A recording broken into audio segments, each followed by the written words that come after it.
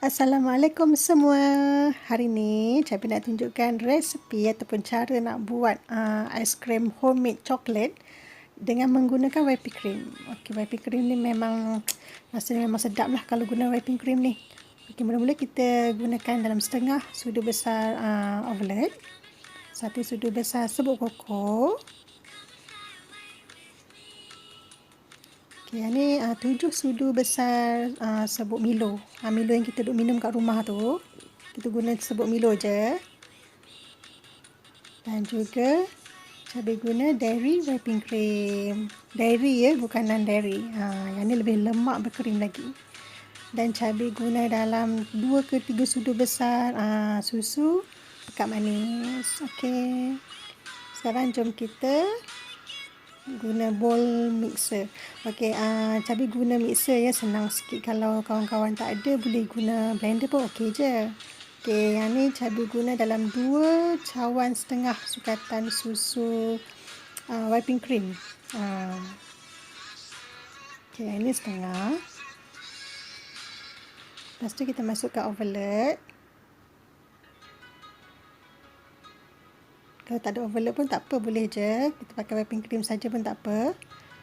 Dan kita masukkan susu. Kalau nak kurang manis, kurangkan. Boleh sebab whipping cream kita pun dah manis dah sebenarnya.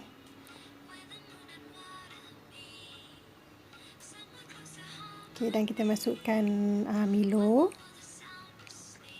Juga 1 sudu besar serbuk koko. Yang ni Cabi masuk sebab Cabi nak rasa coklat kita tu rasa pahit-pahit kat ujung-ujung dia. Baru dah sedap kan. Sekarang kita mix dia sampai dia gempang, sampai dia gebu macam ni. Nampak tak? Ni adunan kita dah kembang lah ni.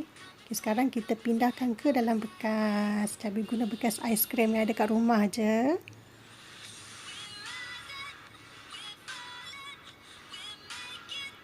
Okay, lapisan pertama, lepas tu Cabi taburkan coklat chip. Suka-sukalah kawan-kawan nak campur apa dalam tu kan. Cabi ada coklat chip, Cabi masukkan je. Kita buat layer by layer sampai habis.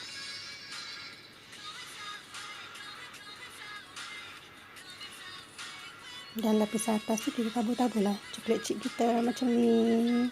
Okay, dan kita hentak-hentakkan dia bagi dia tak ada ni lah udara kan yang masuk bahagian-bahagian macam lubang-lubang tu. Dan kita bekukan dia selama 5 jam. Okey, sekarang ni selepas 5 jam kita dah masuk dalam freezer dan kita keluarkan. Ini hasil dia. Dan jom kita tengok tekstur dia macam mana. Tengok tu. Lemak berperi, memang sedap. Puas hati sangat kalau kita buat aiskrim guna whipping cream. Alhamdulillah, dah pun siap. Selamat mencuba.